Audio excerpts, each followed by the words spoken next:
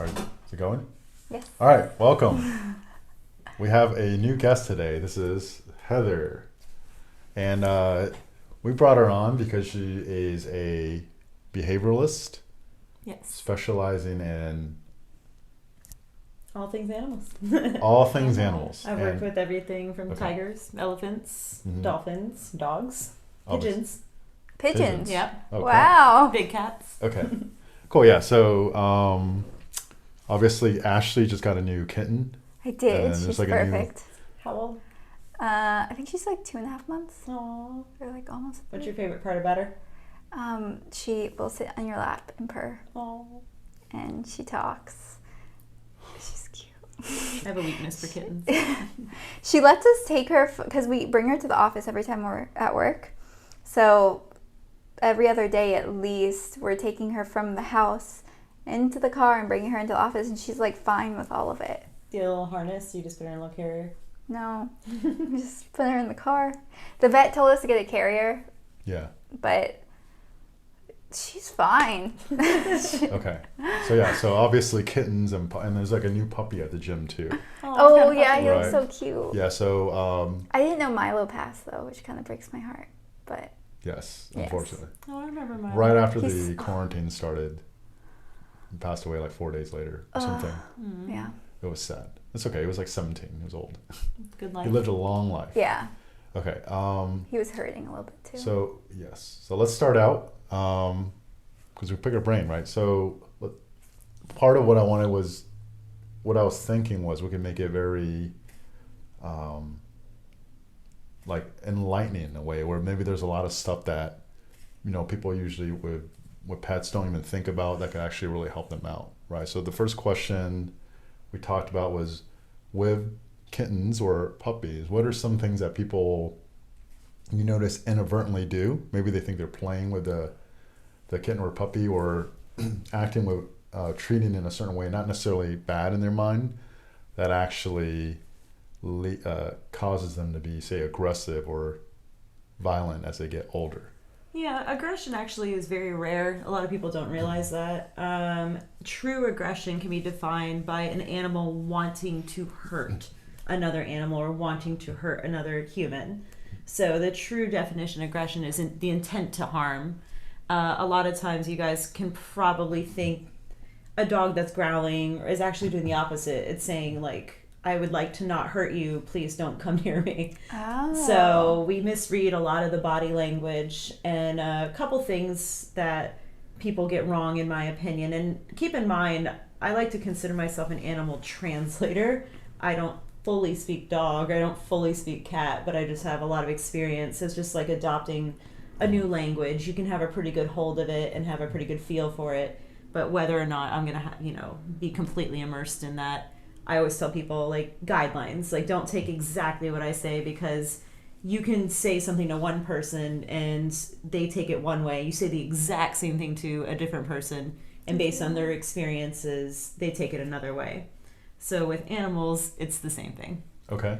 So a lot of things that people get wrong, in my opinion, is that they attribute animal behavior to human behavior. So they'll say, oh, she's just jealous, or, or she just is mad because I didn't do this. And that can get kind of circular. Like, okay, why'd she pee on the carpet? Because she's mad. Well, why is she mad? Because she peed on the carpet. Well, how can you tell that she is mad? Because she peed on the carpet. And we call it circular reasoning. So instead of trying to figure out the systems we built or something of that nature, we just attribute it to an emotion, which can be completely off base. Another thing, have you ever heard, oh, the dog's tail's wagging, so it's nice. Yeah. Like, it growled, but its tail was wagging, so Yeah. we're good. Yeah. It's like excited to see you. Right, but if Yeah. a dog's growling or they freeze and then Yeah. their tail's still wagging, that's a little bit of excess energy, and a dog can still attack while its tail is wagging. So, to make a long story even longer, I've seen that a lot of times we misread animal body language, or we attribute what we understand, we attribute our language to them, and they don't speak the same language. We have a mid language. We don't speak dog or cat, and cats and dogs don't speak human, but we can speak training together. Mm-hmm. But just to attribute it right away can get you in trouble. Okay, then what is like one, like probably like the most common thing where people do this with their pet and it they end up being aggressive or misunderstood when they get So older? for aggression, I would say a lot of times people over socialize. So they take maybe a dog that they rescued and they want to get it out to. Oh, were you laughing? My eyes are big because my no, cat's no, no. very Okay, socialized. Okay. Okay, So, yeah. we'll talk because let's say dogs are Portuguese, cats are Spanish. Okay, there's- okay. they have That's a little similarities, but they're a little different. Yeah. Okay. So with dogs, because remember they speak different language too. Yeah. Yeah. So with dogs, over socialization, when you first rescue a dog, you're supposed to kind of put them in a little quarantine period. And I know everyone's tired of hearing the word quarantine, so we'll say decompression stage. So for about a week or 2 weeks, you're supposed to actually take your dog and just let them relax and decompress in your household. So you just leave them alone, kind of? No, just like have them get used to the home. Okay. A lot of people, what will they do? They'll bring them to a ton of like cafes or the gym or yeah, all okay. these things, but the dog hasn't learned that relationship with you yet. Okay. So then a dog runs up to them in a dog park. Do you have recall? Can you call your dog back? So then where's that trust going to happen? If a dog fight were to break out, your dog now is going to be traumatized and you weren't able to, you gave it no chance. You gave yourself no chance. Is it like that for a puppy too, or? Yeah, it Okay. can be. So a lot of times people have mistaken. You can have a perfectly behaved puppy. They reach sexual maturity, and all of a sudden, all the tendencies they had as a puppy will switch. So there's plenty of people who have amazing puppies. They reach that sexual maturity, and they become dog, like lunging at the leash after other dogs. Okay. And that's another misconception. Dogs that are barking or lunging aren't necessarily aggressive. They could be fearful. They could be very excited. So when they're excited, they're feeling, it's like the bar fight mentality, where if you hold somebody back, they want to get after the person even more. Mm-hmm. But then what Oh. happens if the police officer grabs the shoulder real quick? What can happen on accident? Punch. Yes, that person punches the Oh. police officer. Nobody's happy. Everybody's in trouble. So all of this can be avoided by just understanding dog behavior, just knowing what you're going into, that knowing that if a dog freezes and looks at a dog, that you can actually break that circle and break that cycle and have them focus back on you. And a lot of the aggression cases I work with, when a dog sees another dog, and they'll look at the dog and then they'll look to me because that's what Yeah. I train them to do. Okay, so that's like probably like the basic, just how to actually be able to get your dog's attention. Yes, recall is huge. So Okay. just calling their name. Like, can you call their name and they look at you? Okay. What if they can't look at you? So if you call their name and Shouldn't they have the don't, dog out. Yeah. well, that's where you have to work on Yeah. it. So different That's dogs. where you come in. Yeah, so that's where, for example, one dog, you call their name, you give them a treat. Another dog might be call their name, you give them affection or petting, or you call their name and positive give them a reinforcement. toy. Different love languages. Yeah, There you we've go. done that Yeah. before on my Whoop Wednesday. We talked about the different love languages and how they can apply to dogs. Okay, and then Cool. what about cats? So cats are a little bit different, but because cats aren't as socially motivated as far as their attention spans are a little shorter. So you can actually train a cat. You can clicker train a cat. My cat Scooter, you met her many Yeah. times, right? She was recall trained, so she'd come when she was called. She would sit, high five, stay, wait for her food, target What? train. But the reason people don't have trained cats usually is because nobody tries. Yeah, I never even thought about it. Yeah. So cats can be trained too, but essentially it all comes down to connection. How do you connect with your cat? How do you connect with your dog? So a lot of things that people get wrong with cats is they don't have any expectations of them. They're like, oh, like, Do whatever you you're want. just a cat. I don't expect affection. They don't give them affection. They don't bring them places. Okay. When cats can enjoy that. But I've brought her many places. good. On the other side of the coin, though, if a cat gets scared or overwhelmed, it needs to have a space that it can go to. Like, if a cat's out in the office and you see it's like trying to hide all the time, maybe you have like a special carrier Yeah. that the cat can go and get refuge.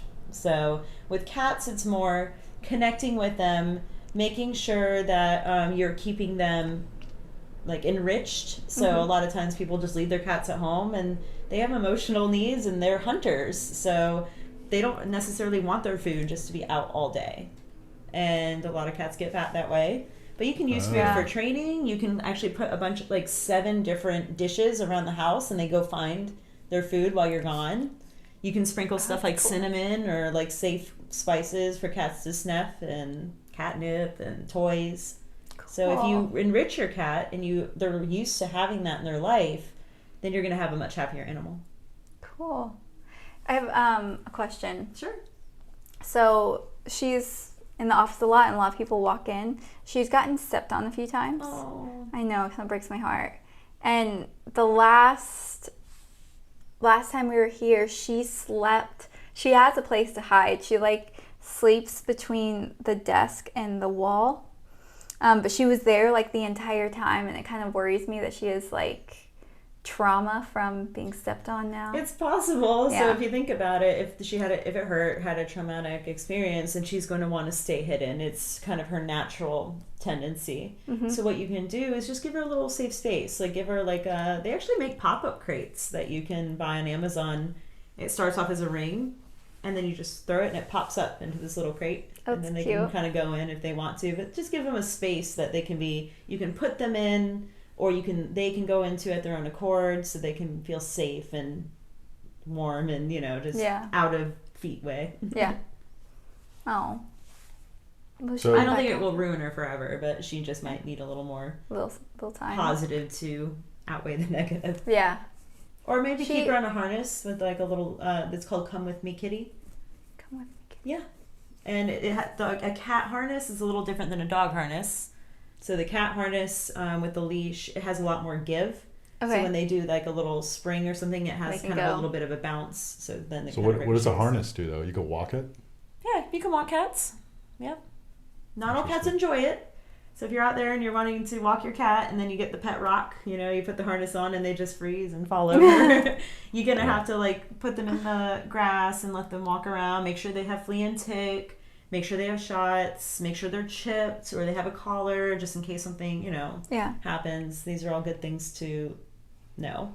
So does it take longer to train a dog or a cat, or depends? It depends on what people want. Yeah. So if you're saying, okay, I want to train my cat to come when called, or I want to train my dog to come when called, it just depends on I think call it the art of dog training. You have to have a balance of affection, respect, and trust.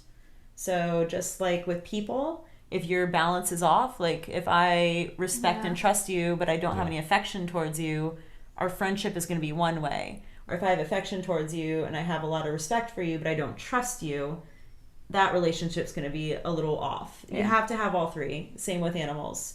And a lot of times the affection piece is really easy, but it's actually the respect piece that we don't require from our animals. We have to show them boundaries.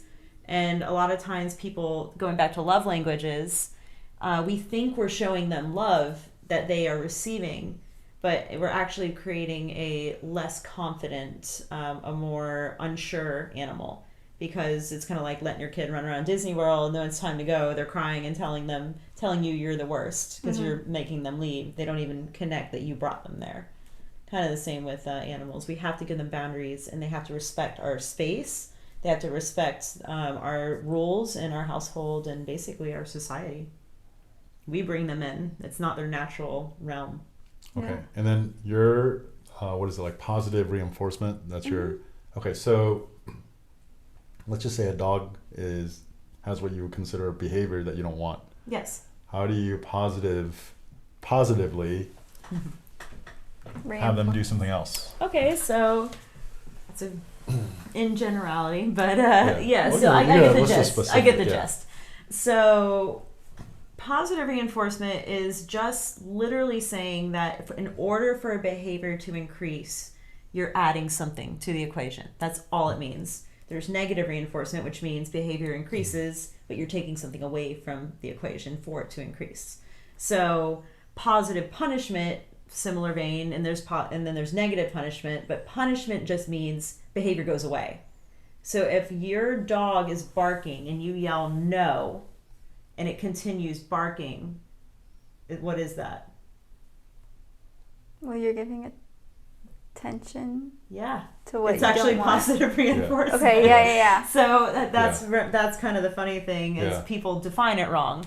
Yeah. So positive reinforcement, I say that, but it's more people know what I mean. But I'm no Right. pain, no fear. Okay, so you never want the dog to be fearful of doing something. Yes. So I will. Okay. I'll be kind but firm. Yeah. But I'm not going to implement pain and fear, because what happens is with pain and fear, it is a way to train dogs. And again, you can train boyfriends, girlfriends, family members with pain and fear too. But what's that Yeah. relationship look like? Yeah. And then Right. do you have that trust? Do you have that respect? Dogs or cats can't learn when they're afraid or in pain. They can't learn. That'd be like taking a SAT test in a room full of spiders. Or like say you're going to do the answer and every time you go to write the wrong answer, And slaps you. someone slaps you across the face and they're like, wrong, then you're going to be Yeah. so stressed taking that test. Yeah. So what I will do is I build the relationship first. Because without having a relationship, who am I to tell this dog, sit, don't sit, any of these things. So build the relationship first. Second thing is going to be then you put the boundaries. Now, a boundary can be something along the lines of your dog keeps jumping up on you, so you just make it that it's not as reinforcing to jump up. If they go to jump up, you kind of hollow out so their paws miss. Or they get attention when their paws are on the floor. So every time their feet are on the floor, that's when they get all the love. As soon as they go to jump up on you, you turn away and you don't look at them. Now, if a dog is very persistent, as I'm sure a lot of people can relate to, where you're trying to tell them or anything like that, and the dog is just having a field day on you, which is trying to jump and kiss your face and you don't want it, you can put them in timeout. And that's where you remove them from the situation. You put them in a bathroom or a laundry room, 15 seconds. So they learn, if every time I jump, I don't get what I want, which is attention and affection, but every time I don't jump and I sit pretty and look cute and I get affection, they are going to have a pathway of which way do I get what I want. This one's going to look a lot more attractive. Yeah. So that's kind of the essential of the training is you're building a relationship and you're building these pathways that they can choose to go down. So what about cats? Like, what do you even train cats to do or not do? It depends. Some people just want, what would you want your cat to do? Just if you thought about it. Oh. Well, I don't mind this, but others do. When she gets on the table with food, eating. Okay. Yeah. So we've been just kind of putting her back down on the floor. Right. But she gets right back up. So. And you can think of that risk versus reward, right? Mm-hmm. The risk of getting up on the table, which is being put down, Yeah. is not as deterring as the getting up on the table. Yeah. And she may be doing it for more than one reason. So she may be going to investigate the food, but it's probably fun to be up there on the table, Yeah. correct? And she's probably motivated by affection or attention or anything of that nature. So something along those lines is you could teach her, it's more reinforcing to be on the ground. So maybe when you're eating, that's when you put down Her food. her food. Okay. And then if she jumps up, you can do something along the lines once you have the relationship, you can have a buzzer noise, like like something that just disrupts the behavior. Okay. And that would be the same as if you were walking across the street and there's a car and I go, stop. Yeah. Okay. You're yeah. going to freeze for a second and be like, what? You're not going to keep walking and be like, why am I stopping? So you do that, and then what? You put her back down. You give a disruptor, so you go, and then till she gets off the table, so she knows, okay, if I go to jump on the table, She gets the disruptor. it's not a Yeah. comfortable, calm setting. Yeah. But This is just but that's not enough for a lot of animals. So most people just jump to that. That's where they do Yeah. spray or water Right. bottles Yeah, or yeah. shaking a penny can, Yeah. and that's kind of old school.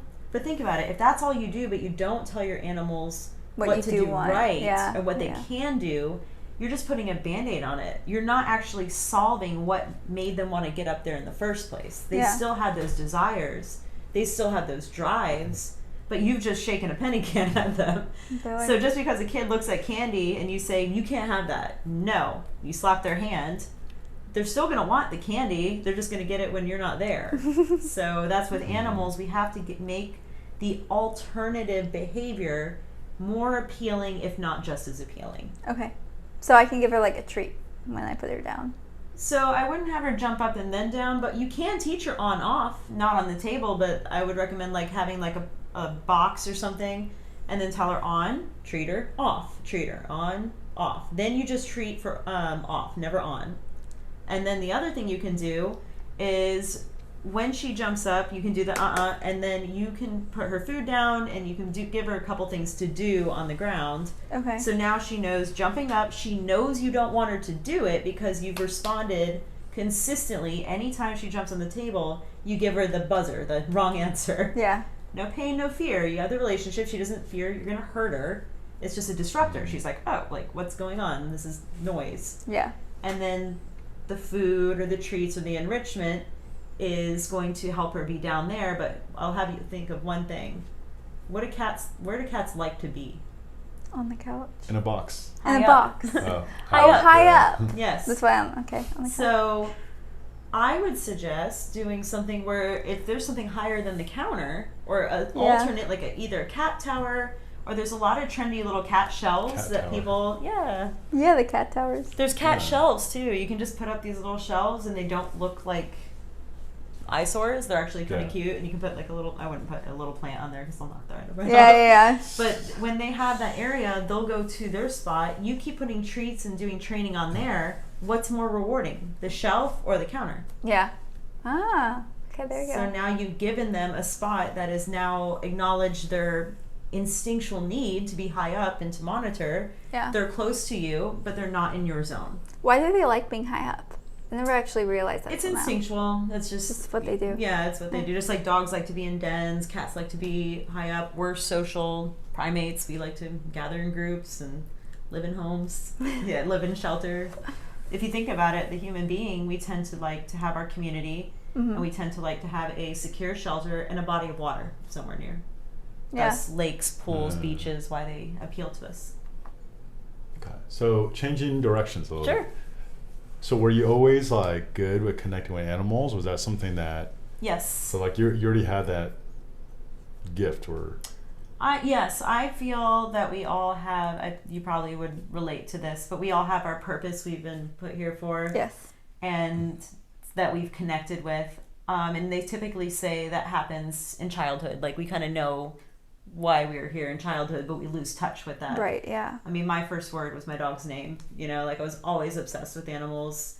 I would go to Blockbuster and get the, you know, the video of whatever animal of the week. National Geographic, always had Oh, cats cool. and dogs.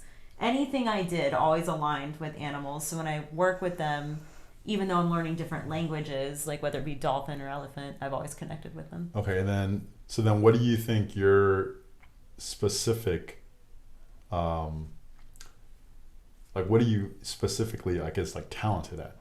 Like what comes easy for you that maybe other people miss or have a hard time with? The communication. So I read animals very well. Like when even if it's a tiger, you know, I'm face to face with a tiger, and I can feel it. Like I can feel Yeah. if that tiger wants me to be there or does not want me to be there before it has to growl Right. or, you know, bare its teeth at me.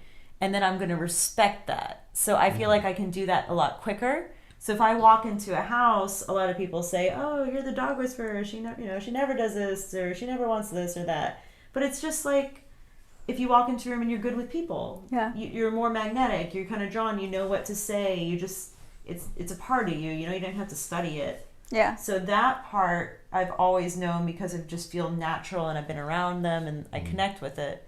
And then on the other end, I have done the schooling of practicing case studies and working in shelters and zoos and all of these different things, so I can kind of hone in those skills and know when I'm a little off, or, you know, I'm wrong. I am wrong. Sometimes I'll be like, "Oh, this is great," and then the dog will look at me and be like, "Actually, no, I would rather not be around you right now." So I do get it wrong sometimes. Okay. And then what about like what did you do with a pigeon? Oh, so a pigeon, we tried to train to do a behavior in an operant chamber. So an operant chamber is just like this little box. You press a button and it will present it with food. So we had to pick a behavior that the pigeon would do. So we chose that it would have to bow and present its wings. and we Cute. named it Phantom of the Operant Chamber. They're very Wait. smart. And you trained the pigeon to bow. And Yeah. So That's it's very very tedious and it's a lot of fun, and that's why we got a grade. It was dependent on whether our pigeon could do that. Oh, And so this was in school? Mhm, Okay. college. Reminds me of like Harry Potter or something. It like reminds me of sort Harry out- Potter I mean, my It's too. like you have your own Initials. project. You have to get this little thing to grow and I milk it. my initials are HP. Make the I've feather fly. identified once or twice with Harry Potter. With some Yeah. of the crazy animal escapades. Nice. Okay. Nice initials. Yeah. Okay. Right? And you're local in Orlando. Yeah. What's your company called? Technology. Like technology but with the paw. Okay. And then what services do you offer? So right now I'm really focusing on virtual dog training, and the reason is I would like to reach more people. Like I would love for, like if you said, hey, I would just like to know more about my cat but not spend hundreds of dollars doing so. You just want to have basic great relationship with my cat. Yeah. That you'd be able to just pull up your phone and do a couple things and it's right there. So I'm working on offering that video library with 2 people. A lot of people love the in-person, which is you can only get that feeling with an animal or other people when you are in person. Yeah. But for some simple behaviors, or if you live in New York or California, I taught a dog how to sit, lay down, and stay via FaceTime. That was my first, when I found out I could do this. And I was like, I could help more people through that. And I mean, everybody has some kind of heart for nature, and I'm sure you can attest to, like for you, like what are some of the animals that you've identified with? Like why choose somebody to come on and talk about animals? It's like interesting, right? Like everybody in some way or form loves a puppy or a kitten or I like You- kittens. yeah. I like cats now. So what about cats appeal to you?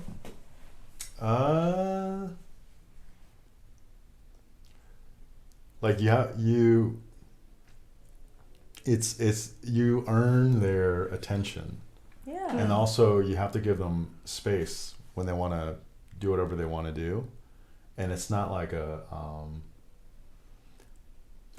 dog where just attention whenever you want all the time. Yeah. Almost, yeah. So it's And then- almost like, if I'm hearing you say it right, it's like whether or not you connect with the cat is almost a reflection of you, correct? Like you've earned it. If anything, it kind of, but it's more that it's almost like it's more nuanced and delicate.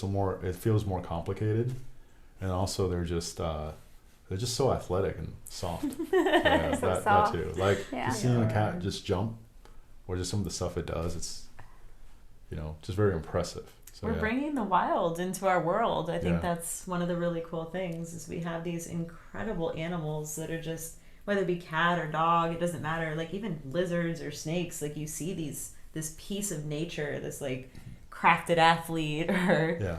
and you get to bring it into your world and let it live alongside you. Yeah. Or And then you talked about FaceTiming. So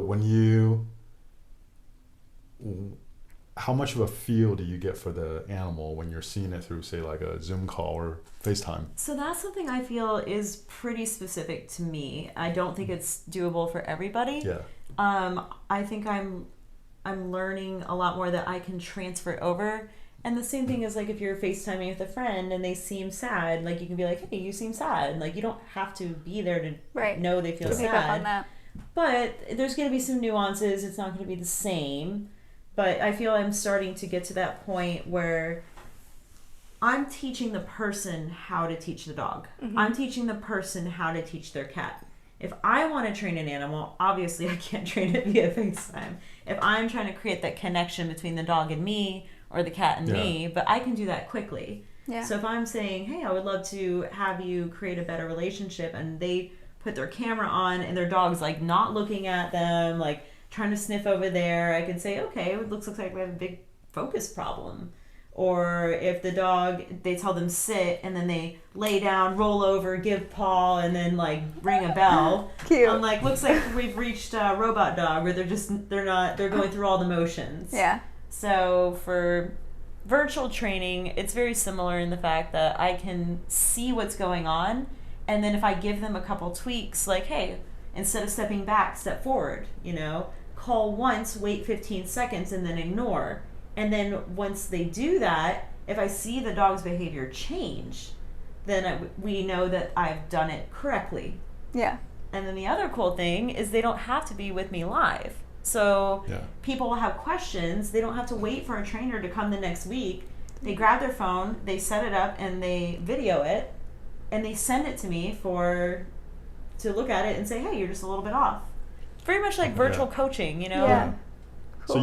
So do you have the videos? You have some videos, right? I on do, your database? yeah. So the ultimate goal is so that people can actually access these videos anytime via our Right. website.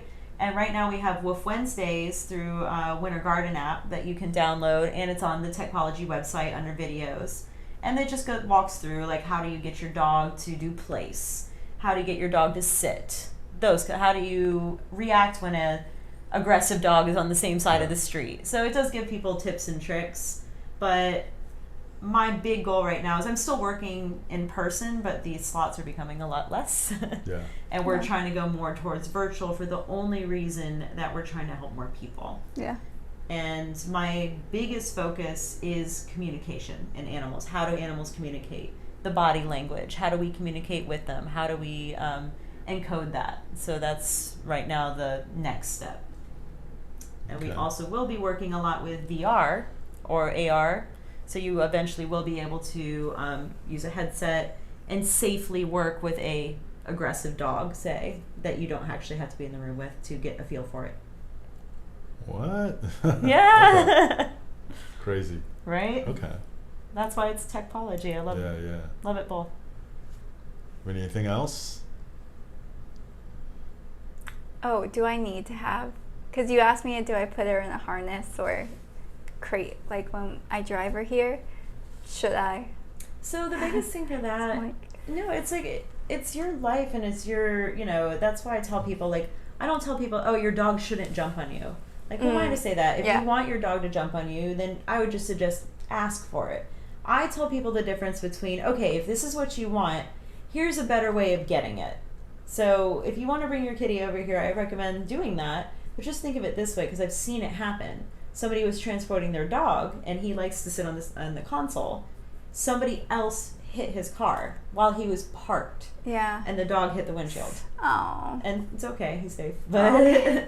so what I'm saying is we can't control the chaos in the Right. world, so that's why we put our kids in seatbelts. Right. Make them Because safer. yeah, to make them safer. So even though Kitty might be great and Kitty might be cool in the car, I suggest like a harness or a carrier for those unknown variables out there in the world that we just can't even Yeah. think about. Same with dogs on Okay. leashes. You might have a perfectly off-leash dog, and then this jerk dog from down the street runs up and gets in a fight with your dog for you had no chance. You didn't even see it coming. But Yeah. Okay. it's so Understand. particular, like I'm sure you see with coaching, like when somebody wants to have a certain lifestyle, but they say, I want six-pack abs. Like, what conversation do you usually have with them? I want to have It's six-pack never- abs, but I don't want to work out. It's never about the six pack. So Exactly. letting them discover what it actually is, because there's a disconnect between what they think they want and then where they're actually at. So it's almost like a distraction, right? So until they can actually see where they're at, the distraction of wanting a six pack is that disconnect, and it holds them in place. Yeah, absolutely. So, yeah. I feel like it's similar because a lot of people say, I want to be able to bring my dog to the dog park. Mm-hmm. Well, you just adopted a abuse shelter dog. Like, where are you now, and why? Like, before we even get there, like, what relationship have you built with your dog? We have all these expectations, but we don't take a minute to think about where we are or why we want what we want. Yeah. Okay. So at the end of the podcast, we always nominate a song, Okay. and then we put it in. It's an outro. We can dance. So you're on the spot. You have to pick a good You song. have to pick a good song. We play the whole song. song at the end. Last song was Under the Sea. So Oh, okay. Let's see. I cannot stop listening to XO by John Mayer. Okay, I haven't heard that one. Yeah, it's so- really good. I just heard it the other day. 'Cause Never I got heard my it. Okay, EXO good. tattoo, so it just. No. Oh, nice. Okay, It matches. So, I don't know what that song is, but So, but we'll add I'll it listen on. to it. Yes. Okay. Okay. Any relax. any final thing you want maybe someone to know that like I mean, it sounds really cliche, but just love each other. Love your like animals and each other. It all comes from the same thing. And loving yourself. A lot of people find out a lot about themselves through the problems they have with their pets. It's kind of like a mirror reflection. Cool. And it's way too specific to be like uncanny. Yeah. But see what I did there. That was good. So you think there is something that like the when someone says like the dog, your pet's like a reflection of the owner? It absolutely Yeah. is. But Okay. I don't want people to feel discouraged. If you have a hot mess of a dog, like be kind to yourself. Like Yeah. a lot of people do the best they can with what they have. Yeah. And I try to relay, like, hold the judgment, you know. A lot of times people are out there working with their aggressive dogs and people are just sitting there like shaking their heads and they don't Yeah. know anything about what's going on in that person's life or how they've rescued this dog from their dead relative or any of these things. So I invite people to have a little more compassion for not only their pets but each other and themselves, because in the long run we're just speaking a slightly different language, but Right, we're all living in the same world. We're just Yeah. got a different accent. Yeah. Comes Okay. back to the basics, connection and love. Absolutely. Cool. Sure does. All right, that's it. Thank you, Heather. Find her on Thank you, Technology. We'll put Technology.com. we'll put the XO. info in the description. I went to the song. And XO John Mayer. XO John Mayer. Okay. Enjoy it.